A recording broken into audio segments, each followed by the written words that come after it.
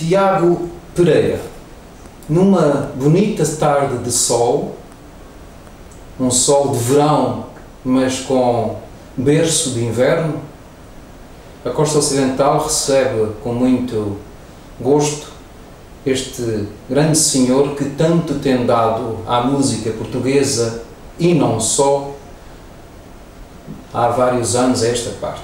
Mas, para ficarmos um pouco a saber melhor de quem é, Tiago Pereira é realizador, documentarista, visualista, mentor do projeto A Música Portuguesa a Gostar dela Própria, que neste momento alargou-se à comida e à dança.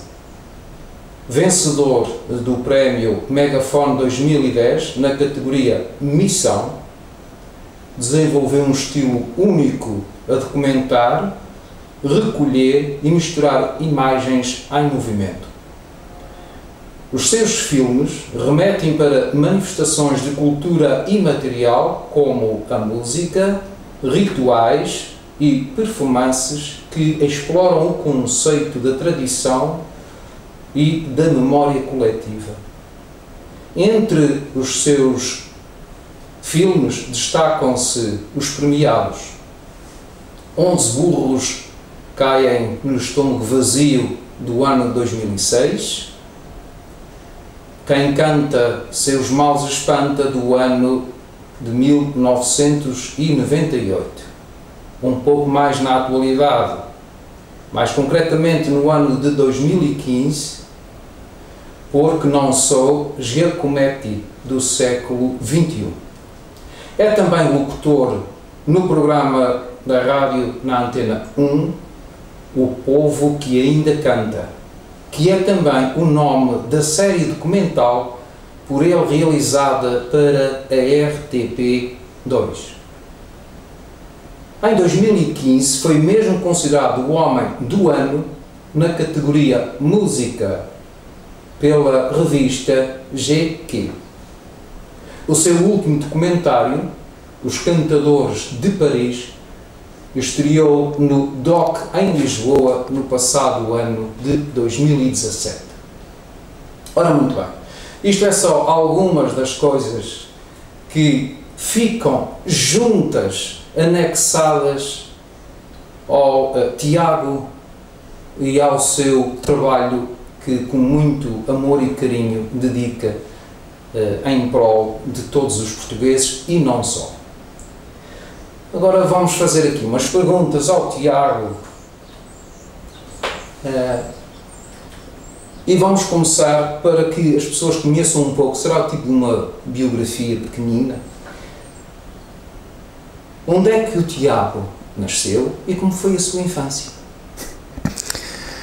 Então, eu nasci de parteira em Almocegeme, que era uma coisa difícil de acontecer a alguém da minha geração, e depois fui para Lisboa e cresci com o meu pai, que era músico, e portanto desde pequeno que tive acesso, de certa forma, a uma música tradicional e a uma música mais ligada aos cantautores depois do 25 de Abril, e a partir daí, como qualquer pessoa, sempre me considerei uma espécie de mito grego, porque quando eu fugi ao meu destino, o meu destino cumpriu-se, porque como eu não gostava de música tradicional, não queria seguir por ali, e de repente comecei a gravar toda a música tradicional que existia no país.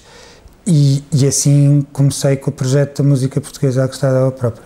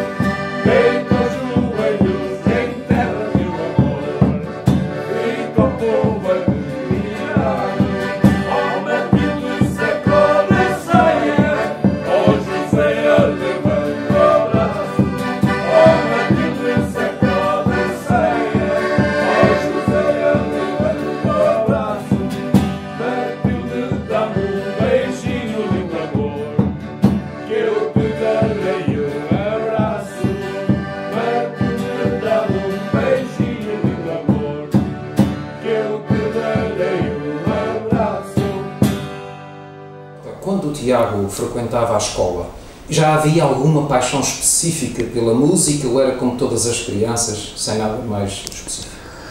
Não, eu sou um caso particular porque na minha altura a maior parte das pessoas da minha idade eram obviamente influenciadas pela música anglo-saxónica e ouviam muito grupos rock e pop que eu nunca ouvi porque não me diziam nada, porque eu tinha uma música em casa que tocava com o Zeca Afonso, eu passava férias com o Zeca Afonso e estava sempre misturado com outros músicos, portanto, na minha cabeça eu ouvia Fausto, eu fui ao lançamento do Por Este Rio Acima com 9 anos e, portanto, a música que eu ouvia, a música que me interessava e a música que eu sabia de cor era a música dos cantautores da altura, portanto, e logo isso destoava de certa forma das outras crianças do meu tempo. Eu estava sempre muito mais perto da geração acima do que da geração da minha altura ou da geração que ainda viria, ou dos mais novos do que eu. E isso havia de certa forma um conflito. Eu digo muitas vezes que quando eu andava na escola preparatória eu sofri de bullying porque o meu pai tocava cavaquinho, então eles chamavam-me cavaquinho, mas eles não sabiam muito bem o que era um cavaquinho porque para eles aquilo não fazia sentido, eles ouviam outro tipo de música, então eu era muito gozado e pronto, e de certa forma maltratado por o meu pai tocar um instrumento tradicional.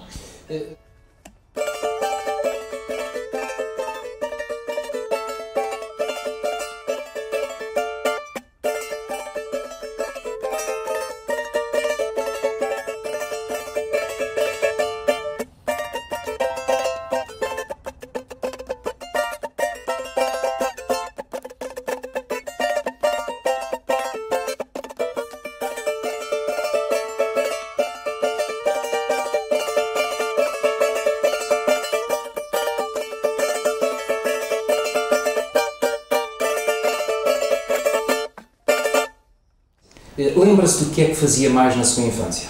O que é que era mais usual na sua terra? O que é que as crianças faziam e concretamente o Tiago? Tirando a escola, o que é que se fazia?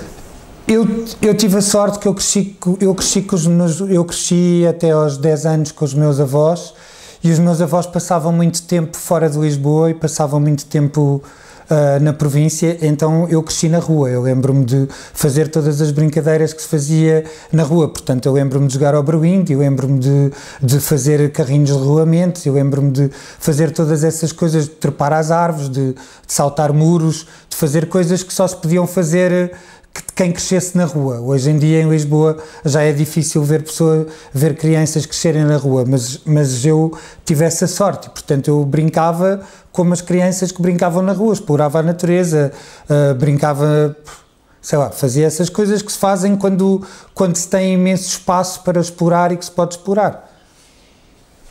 Mentor também do projeto, penso eu, o projeto inicial, Música Portuguesa a Gostar dela Própria, o depois foi alargada Esporão e a Comida Portuguesa a Gostar dela Própria, a Música Ibérica a Gostar dela Própria. Estes são os projetos, acho eu, que o Tiago tem entre mãos neste momento. Este pequeno enquadramento vai no sentido de lhe perguntar se aquilo que atualmente o Tiago faz vai de encontro, de alguma forma, dos seus sonhos de quando era mais jovem. Isso é uma pergunta interessante, porque eu sempre disse que via o tempo como um vértice onde o passado, o presente e o futuro se encontravam. E eu lembro-me perfeitamente de quando eu fiz o meu primeiro filme, Quem Canta Seus Males Espanta, há 20 anos atrás, em 1998, eu lembro-me muito bem de que eu gravei um senhor que trauteava, que é uma coisa rara, porque hoje em dia nós em Portugal raramente vemos pessoas a trautear, mas por exemplo na Irlanda há concursos que vão aos palcos e que é o chamado lilting, em que consiste em imitar o som dos instrumentos. Uma pessoa ouve um instrumento e imita trauteando o som desse instrumento. E eu gravei um homem que trauteava e que dizia ele mesmo que ouvia um acordeão, uma concertina, tocar músicas que ele nunca tinha visto, a tal mistura entre ouvir e ver, e ele no dia a seguir ele conseguia trautear tal como eles tocavam, com a mesma afinação, com o mesmo compasso, e então tocava bailes e tocava foxtrots e corridinhos e todo esse tipo de músicas de baile. E eu gravei esse homem e gravei só o som. E depois eu cheguei a Lisboa e eu gostava tanto do som que eu pensei, o que é que eu vou fazer com isto? Então lembrava-me que 8 meses antes eu também tinha gravado no Alentejo, ao pé da Comporta, um homem que vivia sem água e sem luz, e só gravei a imagem dos rituais dele durante o dia, e não tinha som, e só tinha imagem. Então eu pus a imagem de um por cima do som do outro.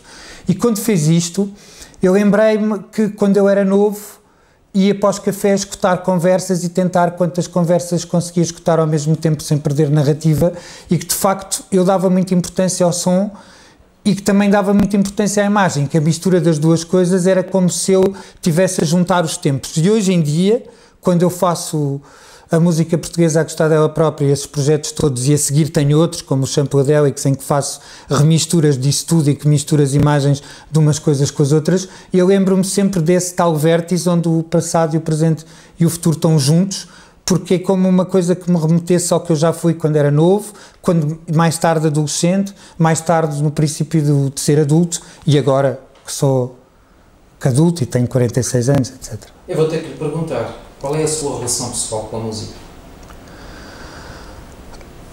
Essa pergunta é complicada, porque isso é aquela conversa em que uma pessoa tem que perguntar...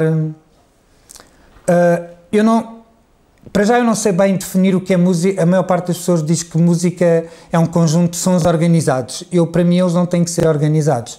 Ou seja, para mim os sons todos que eu ouço vão criando uma música na minha cabeça que acaba por ter nexo, e os sons não têm que estar organizados. Por exemplo, eu estou aqui nas flores e às vezes não ouço nada, e às vezes ouço não sei quantos passarinhos, como ouço de repente carros, como ouço o som do mar, e essa mistura toda começa a construir uma música que é ficcionada na minha cabeça com a junção desses sons todos, que faz sentido. Portanto, no fundo, se calhar eu trago sempre a música na cabeça porque estou sempre a ouvir coisas, e eu sou muito atento à escuta, porque eu acho que o meu trabalho acima de tudo é de saber ouvir, e saber ouvir não é uma coisa simples, porque para saber ouvir muitas vezes temos que nos esquecer de nós próprios e temos que desligar um botão de querer interferir, ou temos que estar só numa questão quase, numa meditação auditiva, é um bocado isso. E então eu acho que a minha relação com a música é isso, a música está sempre comigo, mesmo quando não é presente. Porque eu, por exemplo, eu não preciso de ouvir música todos os dias, mas eu depois gravo música todos os dias. E, por exemplo, eu não gosto muito de ir a concertos porque tenho que dividir o meu espaço com outras pessoas que estão a ouvir música. E para mim a música é uma coisa muito pessoal, eu venho gravar, não é? Eu gravei agora o José Agostinho e tive um concerto privado, o José Agostinho gravou para mim. Eu estava a ouvi-lo assim. E essa relação entre uma pessoa e outra, que é essa relação que é só de um para o outro, é muito o que é música para mim. A música é uma coisa que está ali, para mim, que é uma troca. Estão-me a dar uma música e eu estou a gravar, mas só eu é que sou o ouvinte, ou se tiverem mais pessoas são muito poucas. Portanto, é como se a música fosse uma coisa demasiado íntima para poder ser partilhada. Este tema que eu escolhi para vos interpretar é particularmente muito querido para mim, porque o poema é de um grande senhor, uma grande memória natural da Ilha das Flores, e que foi durante décadas diretor da Biblioteca Nacional, Pedro Laureano da Silveira. Curiosamente, o poema intitula-se Fui ao mar buscar laranjas. Eu musiquei o poema e o resultado é este que vou tentar.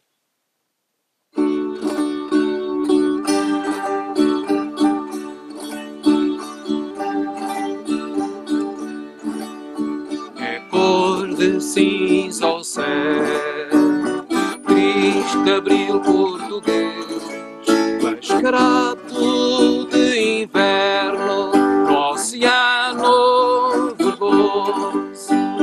Há só bons sinais de terra perto. É cor de cinza ao céu, triste abril português, mascarado de inverno no oceano verdoso. Há só bons sinais de terra perto. Desenhai-vos no vento tudo se veste de ausência. Desde menino vagabundo, desde menino indo e tornando, longe aqui me desejando, aqui longe e mais longe, o pensamento navegando. As ruas são iluminadas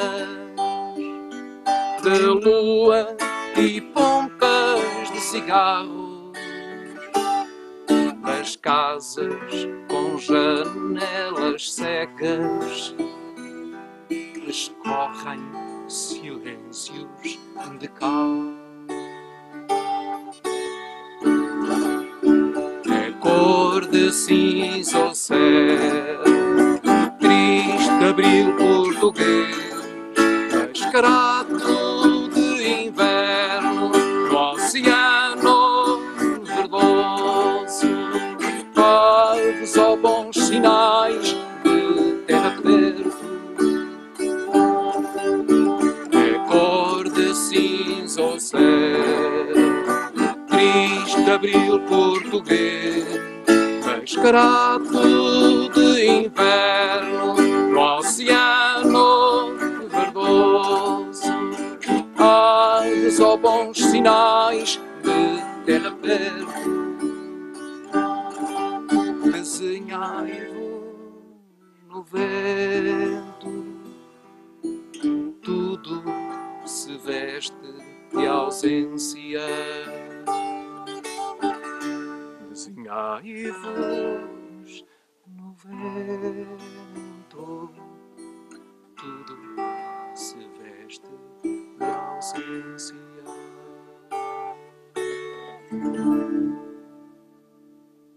No meio de um oceano tão vasto de cultura e de sensibilidade, qual é o instrumento de todos aqueles que conhece e que já teve o privilégio de ouvir que lhe enche mais a alma?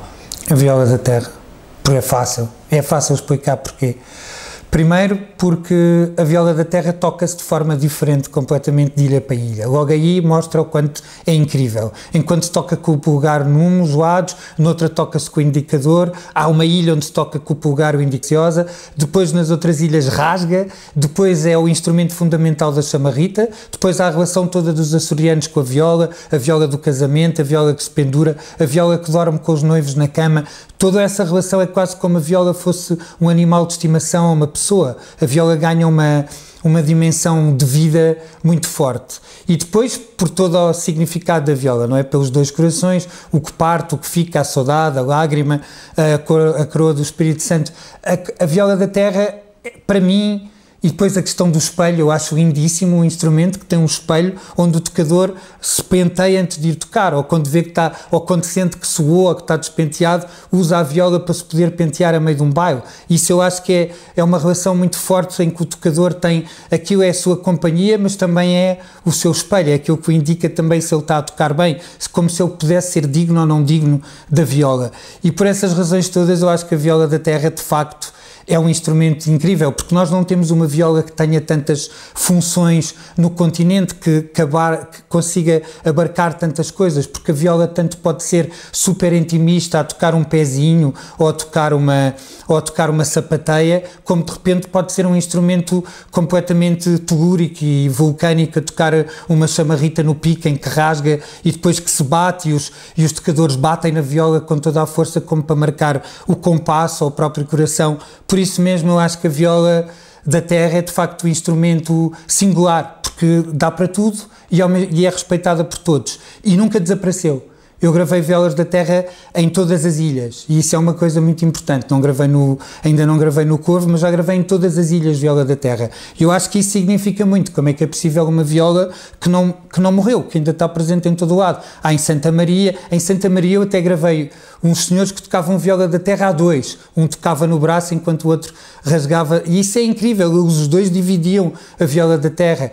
E eu acho que estas coisas todas fazem com que a viola de facto seja um instrumento único. E para não falar em passos sem exceção.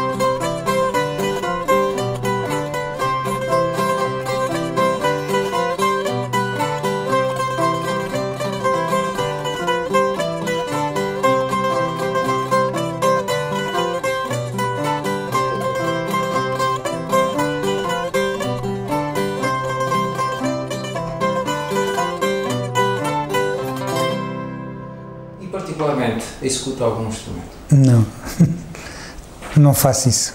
Infelizmente ou felizmente, não sei.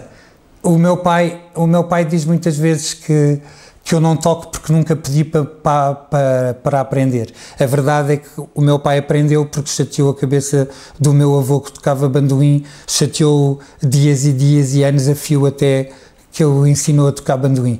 E eu nunca mostrei esse interesse, portanto faço outras coisas, gravo música. Eu acho que não pode haver hierarquias nestas coisas. É tão importante uma coisa como a outra.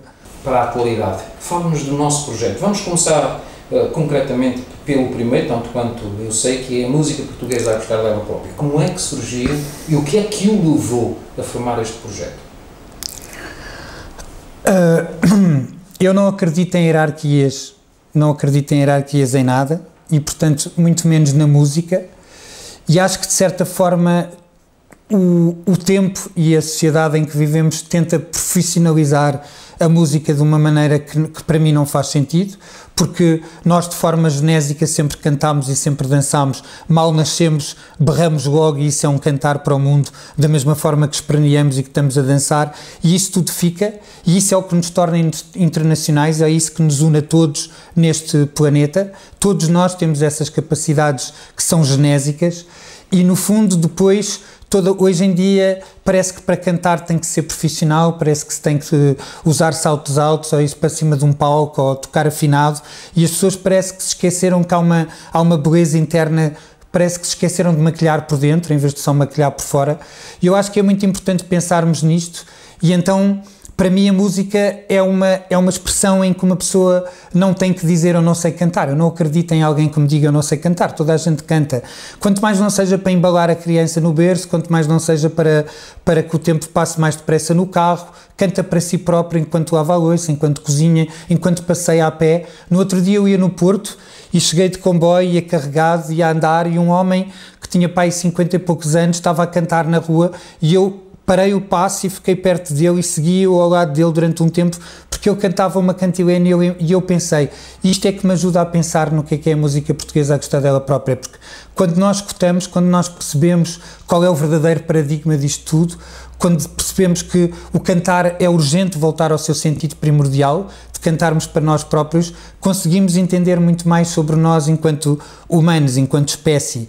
E eu acho que isso é fundamental e, portanto, eu criei a música portuguesa a gostar dela própria porque eu entendi que não havia nenhum projeto, que não havia nada no país, não havia nenhum sítio onde nós pudéssemos ouvir os músicos que eram profissionais e que cantavam rock, junto com a velhinha que cantava sozinha para ela própria e que cantava melodias que às vezes ouvia na telenovela com aquilo que tinha aprendido com a avó. E que isso tudo fazia sentido estar no mesmo local e para poder mostrar às pessoas que não era que a música portuguesa não gostasse dela própria, mas era que nós às vezes não olhávamos para nós mesmos e que se calhar era importante para olharmos para nós mesmos e que se calhar era importante as pessoas, além de fazerem a pergunta, também verem que é muito triste quando nós vamos gravar alguém e dizer mas olha, eu não sei nada de jeito, eu não toco nada de jeito. Há muito falta de autoestima, de certa forma, nas pessoas que cantam sozinhas ou para elas próprias. Então, a música portuguesa a gostar dela própria vem nisso, é para realçar e para enaltecer esta capacidade humana e esta capacidade da espécie que temos em de todos cantarmos e dançar. Namorei uma sopeira, trabalhos que Deus me deu. Namorei uma sopeira, trabalhos que Deus me deu. Ai, era nova e não sabia. Todo o trabalho foi meu, era nova e não sabia. Todo o trabalho foi meu. Ela tirou o vestido e a camisa tirei-la eu. Ela tirou o vestido e a camisa tirei-la eu. Era nova e não sabia. Todo o trabalho foi meu, era nova e não sabia. Todo o trabalho foi meu. Ela tirou o sutiã e as cuecas tirei-las eu. Ela tirou o sutiã e as cuecas tirei-las eu. Era nova e não sabia. Todo o trabalho foi meu, era nova e não sabia. Todo o trabalho foi meu. Ela mandei a ir para o quarto, atrás dela e fui eu. Mandei a ir para o quarto, atrás dela e fui eu. Era nova e não sabia. Todo o trabalho foi meu, era nova e não sabia. Todo o trabalho foi meu. Ela se deitou na cama, ao lado dela deitei-me eu. Ela se deitou na cama, ao lado dela deitei-me eu. Ai, era nova e já sabia. Sabia mais do que eu, era nova e já sabia. Sabia mais do que eu. Eu, na sua apresentação que fiz, pequenina e simples, frisei alguns trabalhos já publicados e alguns dos projetos. Mas eu gostaria que fosse o próprio Tiago a falar nos seus projetos. Eu sempre fiz filmes sobre património material, sempre me interessou a tradição oral, sempre me interessou as coisas. Um dia eu fiz um filme sobre as chamarritas da Ilha do Pico e da Ilha do Faial, porque achei que era muito, por uma questão técnica, aprendi o que era a chamarrita. Eu normalmente gravava só com 2 microfones e chego à Ilha do Pico, onde ia gravar várias coisas, e levam-me a gravar uma chamarrita. E de repente eu vejo que aquilo era impossível fazer com 2 microfones, porque tinha os tocadores, tinha uma senhora que cantava a chamarrita e depois tinha o mandador que mandava mantos, e percebi que aquilo tinha que ter muitos microfones. Então pensei, eu tenho que gravar isto outra vez. E esse interesse mostrou-me, porque para mim a chamarrita é o rock and roll tradicional, é a prova viva de que no meio do oceano temos uma coisa completamente que vem mesmo desta coisa dos açorianos ternorizarem a pedra, de poderem agarrar nesta vida toda selvagem que se vê nestas ilhas e torná-la humana, torná-la habitável. E isso para mim é o que a chamarrita é. A chamarrita mostra muito essa espécie de domestificação da natureza, podendo deixá-la existir, mas ao mesmo tempo tomando-a de forma a que se possa viver nela. E eu sempre achei isso muito bonito. E então fiz um filme sobre as chamarritas que dizia não me importava morrer se houvesse guitarras no céu, porque sempre achei a mesma maneira que os açorianos também não importavam de morrer se houvesse chamarritas no céu. E da mesma forma que fiz este filme, também descobri que havia um grupo de canto alentejano em Paris formado por pessoas francesas e alemães e italianas, e também fui fazer um filme sobre eles porque me interessava perceber até que ponto é que a música era tão internacional que uma pessoa que não sabia falar português podia cantar em português e cantar canto alentejano. Então também fui fazer essa pergunta e fui fazer um filme sobre o canto alentejano. Agora provavelmente vou fazer um filme sobre a Filarmónica do Corvo, porque também acho incrível numa ilha tão pequena haver uma filarmónica há mais de 100 anos e que não morre. As pessoas continuam a manter viva aquilo, e aquilo está presente nas festas do Espírito Santo e faz enterros e vai às festas todas e nunca sai da ilha, raramente sai, faz só as festas na ilha para um sítio tão pequeno. Acho que é muito importante falar destas coisas. E de certa forma o meu interesse é sempre com que as pessoas percebam que este sentido primordial do cantar e dançar, porque sim, das pessoas que têm esta intenção, tal como o José Agostinho disse que começou a construir e que fez esse sistema de espelhos para olhar para dentro da viola, porque queria aprender como é que aquilo se fazia. E eu sempre dei muita atenção a isso. Houve uma vez um homem que me contou uma história sobre a viola amarantina, que também tem dois corações, como a viola da terra, em que ele me contou a história, e aquilo para mim sempre fez muito sentido e sempre achei muito bonito. Contava-me ele que eles faziam muitas rusgas de noite e que eles estavam muito bêbados, iam a tocar, e que eles caíram e partiram a viola toda, e que no dia a seguir ele foi lá, conseguiu juntar as partes todas e colgou a viola, mas o som tinha ido. E ele gostava tanto do som da viola e de fazer aquelas chagadas, que então ele decidiu aprender a construir a viola. E eu sempre fui muito sensível a isto. Eu sempre quis andar à procura das pessoas que tinham esta vontade, das pessoas que passavam tudo e que cantavam. Uma vez eu gravei um homem que me impressionou muito, porque ele tinha a boca toda torta, ele quase não falava, e ele tocava concertina, e ele já morreu, e gravei, ele tocava valsas mandadas na região de Moitos, e um dia eu vim a perceber porque é que ele tinha a boca assim. Então, contaram-me que quando ele era pequeno, ele queria tanto uma concertina, que pedia aos pais todos os dias, e os pais não tinham dinheiro e não lhe deram a concertina. Então ele deu um tiro na boca, e ele deu um tiro na própria boca, porque os pais não lhe deram a concertina. E eu, estas coisas sempre foram as coisas que me motivaram, que é a vontade, uma pessoa ter uma vontade tão grande de uma coisa e fazer, e isso estar relacionado com a música, estar relacionado com a tradição oral, estar relacionado com práticas que têm a ver com a terra, que têm a ver com as raízes, que têm a ver com esta coisa de estar vivo, mas querer mostrar, querer ter estas manifestações de alegria, trazer a música para a rua, manifestar, fazer com que a música seja sempre uma festa. E é isso que eu vejo. Há bocado perguntou-me o que era a música para mim, eu esqueci-me disso. Para mim, a música é uma coisa sempre festiva. E é por isso, porque eu acho que é muito importante todos os dias celebrar a vida, e a música faz isso, celebra a vida. E então, os meus filmes são isso, os meus projetos são essas coisas.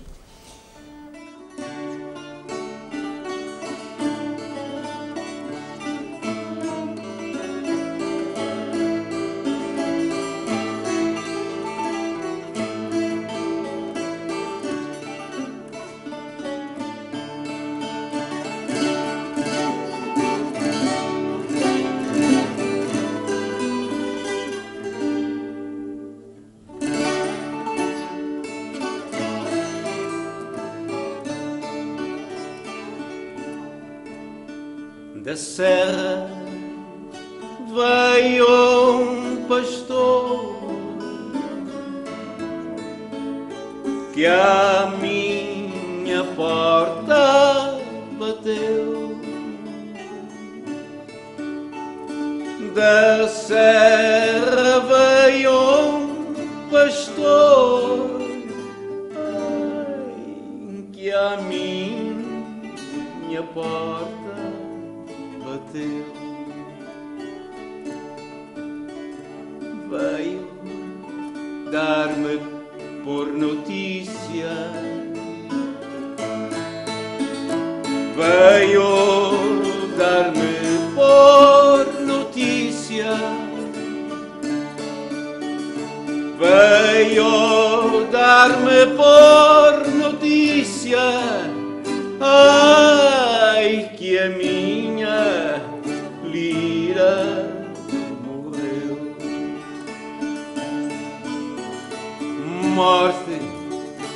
mataste, lira, morte que mataste, lira, morte que mataste, lira, ai, mata-me a mim, sou teu. Mata-me com os mesmos ferros, mata-me com os mesmos ferros, mata-me com os mesmos ferros,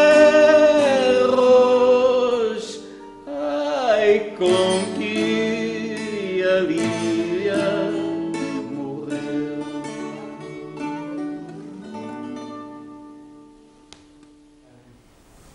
É muito bom poder ter desse lado alguém com um poder de diálogo e uma informação tão grande e tão vasta sobre o tema que estamos a abordar.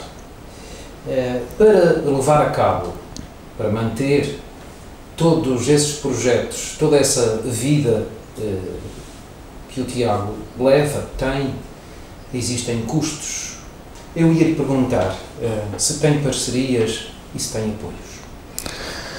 Hoje em dia a música portuguesa consegue ter, tem protocolos feitos com muitas câmaras municipais no continente, o que permitem a música portuguesa manter-se de alguma maneira e vai tendo algumas encomendas de filmes que consegue fazer assim. Não digamos que é fácil, mas digamos que dá para viver, dá para manter. Eu não digo que vivo mal porque estaria a mentir, eu não passo fome, tenho as coisas que preciso para fazer o meu trabalho, que é o que é importante. Obviamente que durante muito tempo eu tive que abdicar de ter uma vida pessoal para poder ter uma missão que era o meu projeto. Hoje em dia eu cada vez menos coisas assim, porque acho que é uma altura em que uma pessoa tem que, de certa forma, também poder ver-se a si mesmo, mas obviamente que isto tudo tem que ter um espírito de missão muito forte. Isto é uma espécie, é um projeto de vida. Eu digo muitas vezes que a música portuguesa não é exatamente um projeto, é uma forma de vida, é querer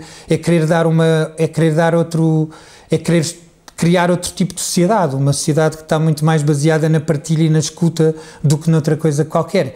E eu acho que isso é muito importante, nós podermos conseguir mudar, pelo menos, formas alternativas de ver o mundo, que é cada vez mais violento e que é cada vez mais intolerante, e eu acho que a música sempre teve esse papel de poder combater a intolerância, de poder combater as coisas diferentes e as coisas dispares, e se calhar a música ainda tem um papel muito maior, como vê-se na sociedade. Nós, por exemplo, vemos na sociedade portuguesa o que é que seria de um país tão pequeno como Portugal se não tivesse 900 bandas filarmónicas pelo país, ou mais de 3.000 ranchos folclóricos. Como é que as crianças tinham contacto com a música? Como é que saíam das suas aldeias? Todos esses caracteres sociais que a música tem, a música ainda pode ter mais. Então, se calhar é por aí que temos que ir, e se calhar às vezes isto não é só pelo dinheiro, se calhar as trocas diretas são importantes, se calhar eu poder gravar as pessoas e as pessoas darem-me outras coisas,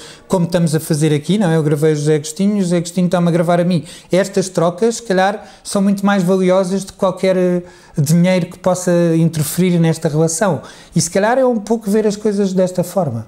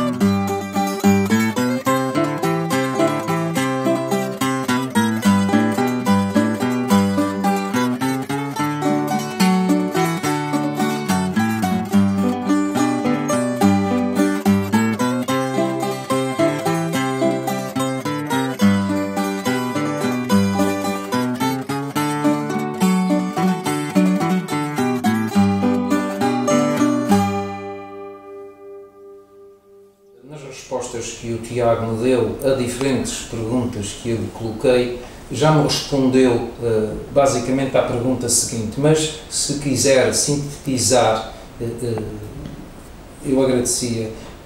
Que é que o Tiago tem aprendido com estes seus trabalhos?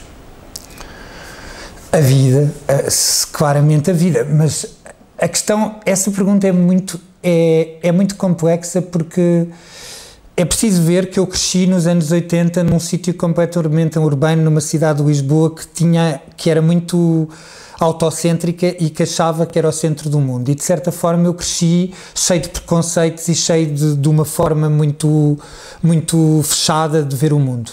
E com todas as coisas que eu fui vivendo e que fui gravando ao longo da vida, cada vez mais eu tornei-me uma pessoa muito mais aberta e comecei a aprender a alargar em vez de estreitar.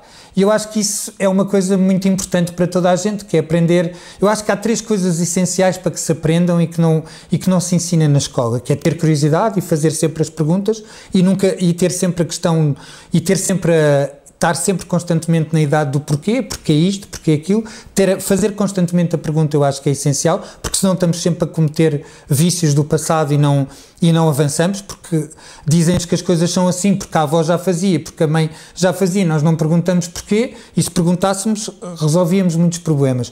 Depois, aceitarmos coisas que não tenham nome, é muito importante ensinar às pessoas que as coisas não têm que ter nome, que há coisas que não têm que ter nome. Por exemplo, eu não sei o que é que faço, não sei explicar exatamente qual é a minha profissão e, portanto, tenho que aceitar que a minha profissão não tem nome. E depois que devemos sempre ser curiosos e que devemos sempre alargar em vez de estreitar, cada vez mais pensar de uma forma muito mais aberta, porque cada vez que estreitamos há montes de possibilidades que perdemos. E eu acho que não devemos perder, portanto devemos ter sempre um pensamento muito mais largo do que estreito. E eu aprendi isso gravando pessoas que estavam no limiar das suas capacidades, que eu via a vontade delas, que me ensinaram muitas coisas porque tinham uma generosidade e uma forma humana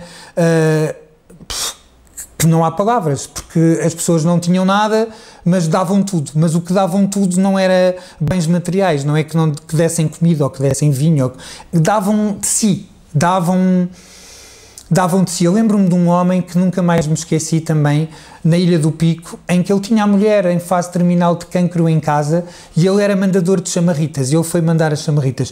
E eu nunca vi um homem, em todos os mandadores que eu já gravei de chamarritas, e eu gravei muitos, eu nunca vi um homem com uma alegria e com uma satisfação tão grande a mandar as chamarritas como aquele. E o homem gritava e pulava e fazia montes de sons diferentes, e ele todo explodia em si mesmo o tempo todo, e a mulher estava a morrer em fase terminal em casa, e aquilo se calhar era a forma dele extravasar a dor ou de mandar para fora. A verdade é que aquela generosidade dele contaminou-me, exatamente porque ele não estreitou, porque ele alargou, ele percebeu que era mais importante mostrar a chamarrita tal como era, que vinha mesmo do centro da terra, do que estar ali a fingir que tinha aquela dor toda e que não podia passar.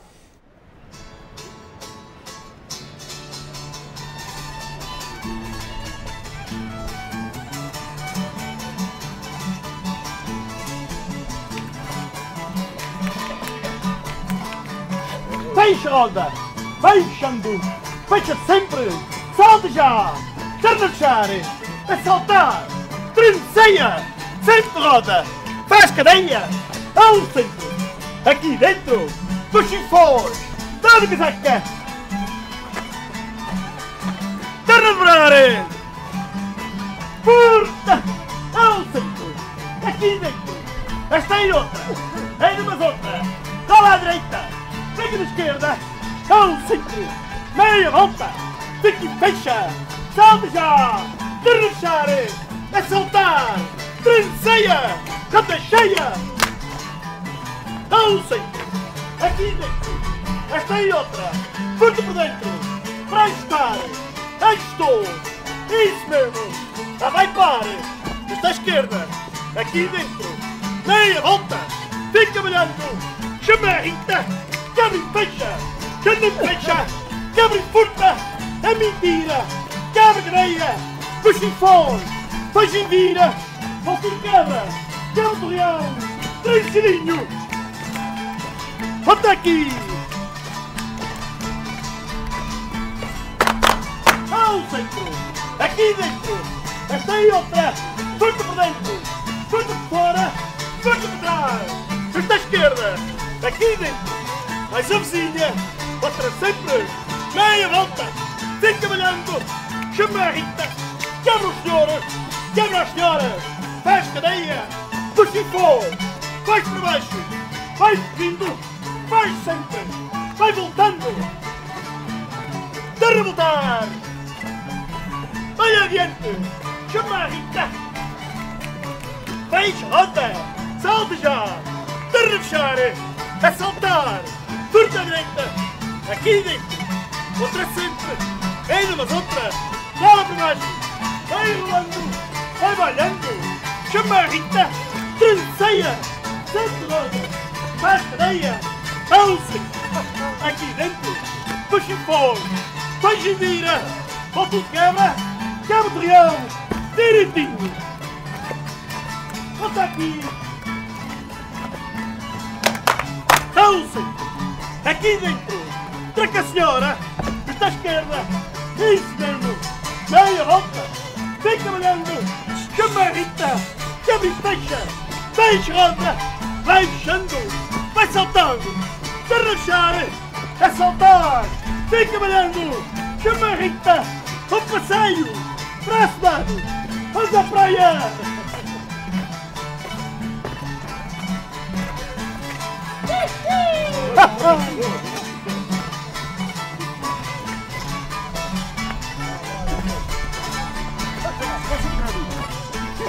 Vai filhar direito do lado deles.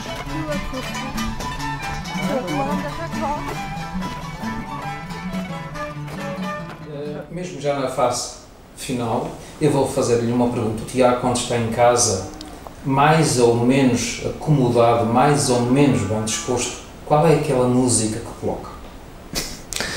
Bem, e eu gosto de música que se repete e, portanto, às vezes eu ouço só ruídos e fico contente.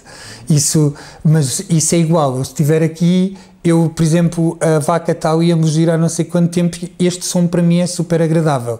Eu era capaz de ouvir um dia inteiro um disco só com esta vaca a mugir em casa e eu ficava contente, porque os sons que se repetem acabam por ser também ritualísticos e que levam a uma outra dimensão de libertação que é importante, mas a mim acalmam-me, é uma coisa que eu gosto de ouvir, são coisas repetidas e por isso aqui eu ouviria isto. Como é que vai a cultura portuguesa, na sua opinião?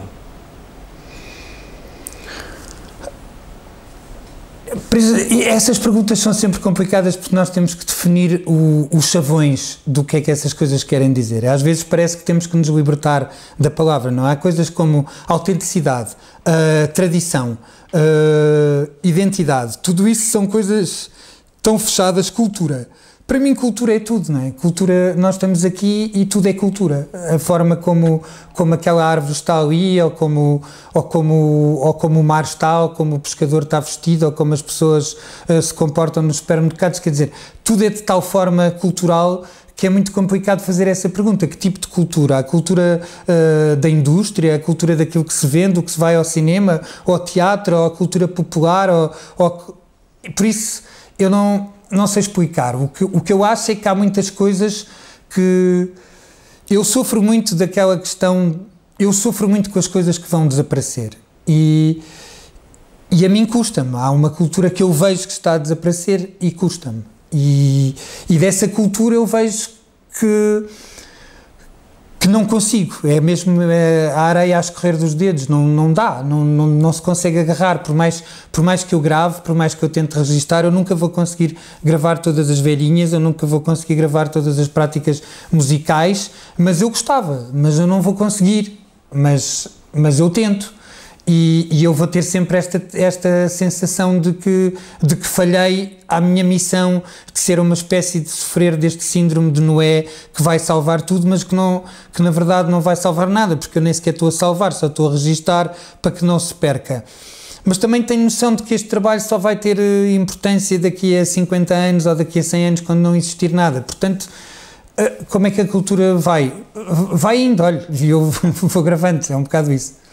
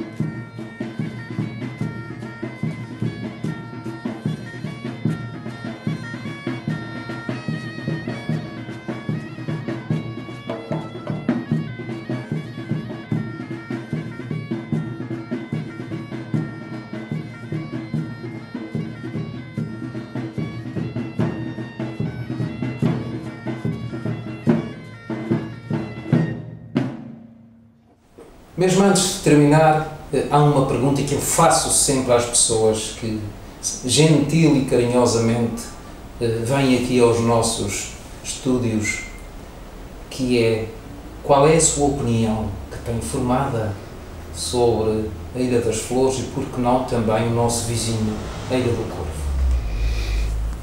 Eu estou aqui há poucos dias, eram as únicas 2 ilhas que faltavam para eu conhecer todas as ilhas dos Açores.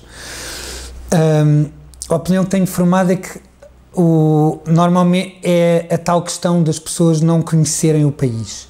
A mim custa-me que aquilo que se passe, de certa forma, destas ilhas, seja aquela questão do isolamento, ou que tem pouca gente, ou que as pessoas sofrem desse isolamento, etc. Eu não venho encontrar isso. Eu vejo pessoas que são super cordiais e vejo-as alegres e vejo-as super bem dispostas. Ontem eu passei muito mal no barco para o Corvo, passei mesmo mal. E houve um senhor que estava lá, que não me conhecia de lado nenhum, e que veio falar comigo e que me veio dizer: por trás de um grande homem há uma grande mulher, porque a Cristina esteve sempre ao meu lado e eu sabia que estava ali a ser acompanhado.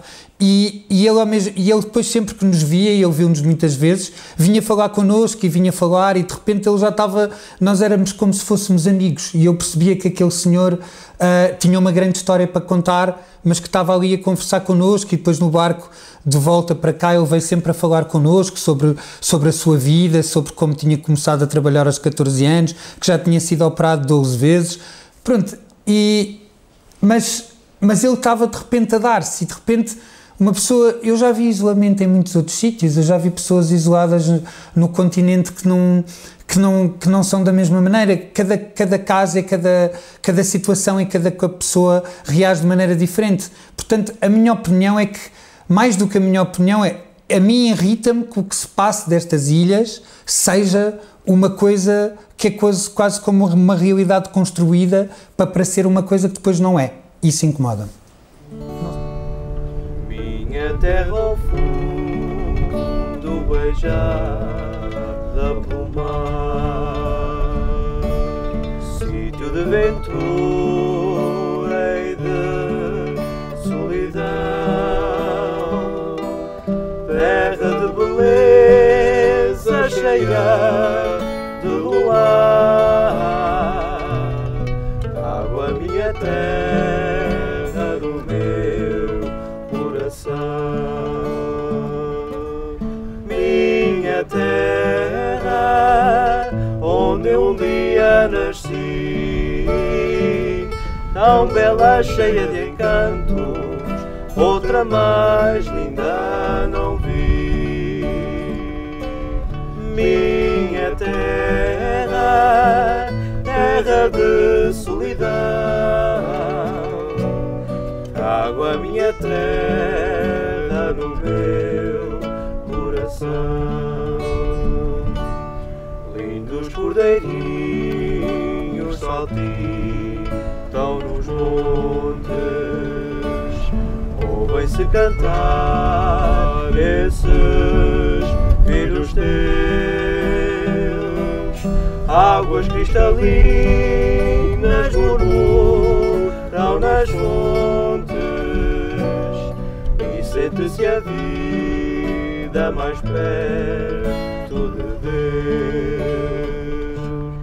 Minha terra, onde um dia nasci, tão bela, cheia de encantos, outra mais linda não vi.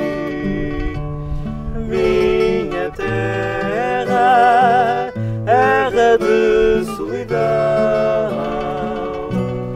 trago a minha terra no meu coração.